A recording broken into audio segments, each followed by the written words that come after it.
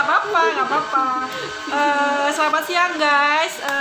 Siang hari ini kita mau menginformasikan terkait siapa tahu nih bisa jadi panduan dengan rumah sakit lain ya terkait dengan survei simulasi untuk persiapan akreditasi. Yang hari ini kita sudah melakukan kegiatan di hari ketiga ya guys, ketiga. Dimana di hari pertama itu kita persiapan terkait klarifikasi yang dokumen kita yang udah kita upload yang kita upload di Sismadak ya guys, dimana semua elemen-elemen yang sudah kita upload dokumen kita bisa dilihat oleh surveyor guys, dimana nanti pada saat di hari pertama surveyor bakal klarifikasi terkait dokumen-dokumen kita yang sudah kita upload guys. Dudukan. Ya gitulah guys ya, perasaan kita terkait kita di mana unit mana di rekam medis ya, terkait dengan Mr. Mick. Ini tahu ya, Mr. Mick guys. Tahu nggak singkatannya? Tahu nggak? Kamu juga nggak tahu ya. Jadi di hari pertama itu kita persiapan klarifikasi, di mana mungkin ya guys surveyor tidak maksud dengan dokumen kita yang kita upload, dan hari pertama itulah saatnya mereka klarifikasi ke kita ya, kita terkait dengan dokumen yang udah kita upload. Nah kalau misalnya pada saat kita klarifikasi menurut mereka oke, lanjut guys. 100 guys. Itu di hari pertama ya guys. Di hari kedua kita telusur lapangan, di mana dokumen-dokumen yang udah kita upload sesuai nggak sih di lapangan, sesuai nggak di lapangan. Bukan kita aja yang kelompok kerja yang membuat dokumen, tapi unit terkait.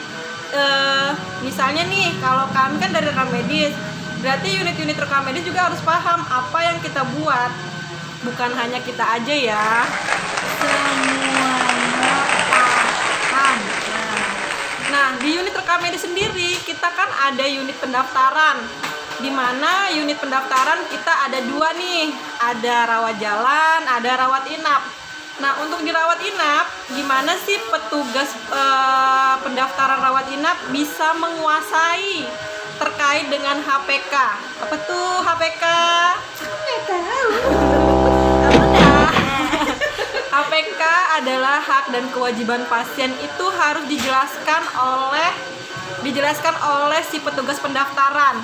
Jadi pendaftaran juga harus mengerti terkait pokja-pokja yang dijalani oleh tim pokja ya guys. Terus pendaftaran juga harus menguasai general consent guys. Jadi jangan deg-degan ya guys. Jadi gimana sih petugas pendaftaran itu paham apa aja sih yang dikerjakan oleh petugas pendaftaran rawat inap guys. Jelaskan Intan, apa aja kemarin temuannya? Saya akan menjelaskan. Ya parah. Jadi petugas pendaftaran rawat inap harus pada saat mengedukasi ke pasien itu harus face to face guys. Gak boleh yang satu pendaftaran lagi asik mengetik tapi keluarga pasien diabaikan. Jadi terkait dengan general consent itu petugas pendaftaran harus menjelaskan terkait informasi medis pasiennya guys, terus privasi yang tidak boleh ataupun yang boleh mengetahui tentang kondisi pasien, terus dan hak dan kewajiban pasiennya harus dijabarkan ya, terkait haknya, bentuk bukti yang bisa dipelajari oleh pasien juga harus diterapkan. Contoh nih, hak pasien itu apa aja sih yang didapatkan di rumah sakit? Contoh, dia juga haknya adalah pengen tahu nih, saya ini sebenarnya sakit apa sih? Diagnosanya apa? Terus kewajibannya jangan lupa, pasien harus bayar guys. Terus apa lagi Intan kemarin yang ketemuan di pendaftaran rawat inap? Pikir dulu. Komplain guys. Blank. Jadi untuk di pendaftaran rawat inap juga harus disiapkan nih alat-alat kerjanya. Contohnya fasilitas-fasilitas yang ada di ruang rawat inap juga harus dijelaskan. Tata tertib juga harus dijelaskan oleh pasien. Dan apa saja yang dibawa oleh pasien. Contoh, kita kasih leaflet ke pasiennya. Terus pada saat pasien-pasien naik kelas juga harus dijelaskan PJP-nya. prediksinya, biaya yang akan dia keluarkan ataupun persyaratan-persyaratan yang mereka belum siapkan sebelum pasien itu pulang. Jadi itu juga harus dijelaskan sedetail-detailnya, guys.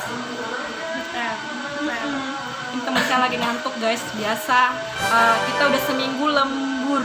Iya, lembur dan kerasa banget capeknya. Nah, terus yang kedua, pendaftaran rawat jalan, guys. Dimana petugas pendaftaran rawat jalan itu harus punya namanya screening. Semua pasien-pasien yang masuk ke rawat jalan itu harus jelas dulu nih screeningnya di mana, termasuk dengan pasien-pasien yang terduga TB ya, guys. Terduga TB juga harus disiapkan alat-alat kerjanya, guys. Jadi setiap kita melayani pasien rawat jalan itu harus ready dulu ya, guys. Minimal nih petugasnya harus pakai masker. Nah, kalau misalnya si pasiennya ataupun keluarga pasiennya yang rada-rada mau batuk, guys, siapin ada stok masker di pendaftaran rawat jalan. Jadi kita bisa edukasi pasiennya untuk memakai masker ya, guys. Masker kita cuma berdua ya, guys, yang lain kontrak. Terus gimana caranya pada saat kita ketemu pasien-pasien memang terduga TB, komunikasi kita yang kita sampaikan ke pihak siapa aja sih gitu ya. APD. Ya, itu APD. Terus kita harus sampaikan ke pihak polinya bahwa ini adalah gejala-gejala TB, guys. Sudah itu, selesai itu gimana sih pada saat pasien baru yang pertama kali berkunjung ke rumah sakit, informasi apa aja ya sih yang harus kita siapkan. Nah, ternyata, guys, pendaftaran itu harus ada general consent-nya, guys. Selama ini yang kita tahu kan general consent cuma ada di rawat inap ya. Tapi sekarang di rawat jalan itu harus ada. Ternyata harus diedukasi juga apa aja sih yang ada di ruang lingkupnya rawat jalan. Jadi harus dijelaskan di pendaftaran, bukan hanya di rawat inap aja. Selesai hari kedua, lanjut ke hari ketiga. Di hari ketiga itu kita mendengarkan surveyor menjelaskan temuan-temuan mereka selama 2 hari ya, guys. Nah, selama 2 hari itu kita dikasih penjelasan di mana, oh, di ruangan ini harusnya seperti ini loh. Di ruangan ini setiap unit harus punya panduan atau pedoman pengorganisasian, pelayanan, program kerja, kebijakan, ataupun ada yang untuk memandu kita bekerja ya, guys. Dan setelah itu, setelah surveyor memaparkan temuan-temuannya, nah kita dikasih kesempatan, guys, buat menanggapi. Dan ada juga sambutan-sambutan direktur PT terkait pemaparan surveyor yang sudah dilaksanakan selama 3 hari ini, guys. Terus karena waktunya masih banyak, kita dikasih kesempatan oleh surveyor untuk berdiskusi. Siapa tahu pada saat kita mengupload ataupun menyiapkan dokumen kita nggak paham, ataupun pada saat mengupload harusnya regulasi, ternyata yang diupload dokumen bukti. Nah, boleh nih di saat ini kita disiapkan forum diskusi. Siapa aja sih, pokja mana aja yang memang tidak paham terkait dengan elemen-elemen yang ada di pokjanya mereka ya, guys. Untuk untuk video-videonya setelah ini kita akan share ya, guys. Kita gabungkan sama video ini. Semoga bermanfaat ya. Jangan lupa subscribe, like, share, family sebanyak-banyaknya. Bye. Bye bye bye bye bye bye. Bagaimana perasaannya? Apa tadi? Mudah, canggih, dan menyenangkan. Jadi jangan kemana-mana, tetap pilih lembaga akreditasi rumah sakit khas Starkes 2022. Juru foto gimana? Kenapa? Gimana perasaannya? Ini hari kedua. So excited, yeah. So this is my first time experience in the hospital. So I'm so excited about this accreditation thing and hope the best for the rumah sakit Islam Asifa. Bisa ikut lah ya 2023. Pokja mana? 3 nggak apa-apa. 3 ya.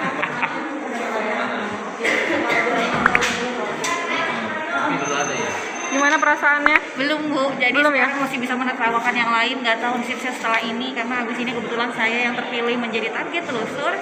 Mudah-mudahan lancar, hasilnya sesuai dengan yang diharapkan.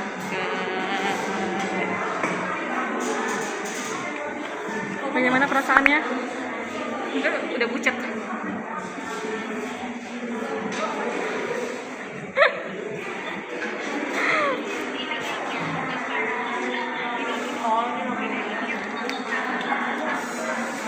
Bagaimana perasaannya? Mual. Udah makan belum? Satu minggu ya. Tanggal 15 boleh berobat. Kalau nggak ada keluhan, 2 minggu nggak apa-apa. Tapi sebelum tanggal 15 boleh keluhan. Langsung aja ke UGD ya. Bagaimana perasaannya? Aduh, deg-deg ser.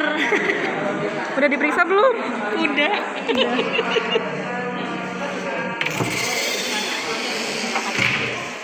Apalan ya. Lagi ngapal SPO ya? Iya Bu. SPO peran tugas Mbak, atau grading metrik? Mbak itu ditutup Mbak, itu ditutup, jangan dibuka Mbak biar nggak masuk Mbak. SPO-nya apa Mbak? Tanya Mbak SPO-nya apa gitu.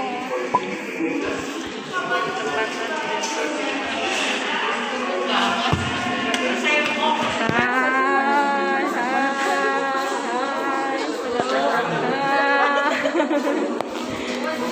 Mbak Sis, tapi nanti bantuin kita orang kan.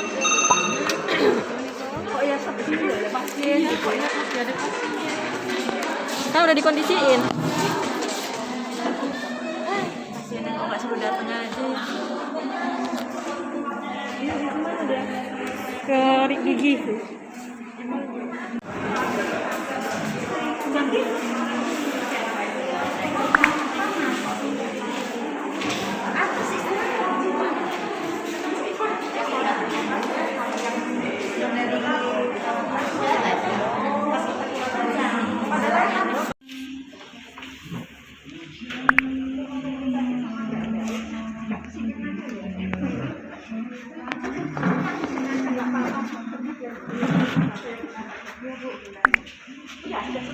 Gimana rasanya teman-teman?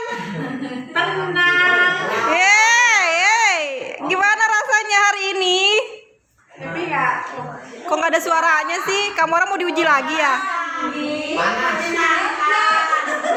Kamu orang mau dites lagi ya? Kok nggak ada yang jawab? Bagaimana rasanya? Jawab nggak? Kamu orang saya suruh kesini lagi nanti. Belum kompak, belum kompak. Belum kompak, cepetan.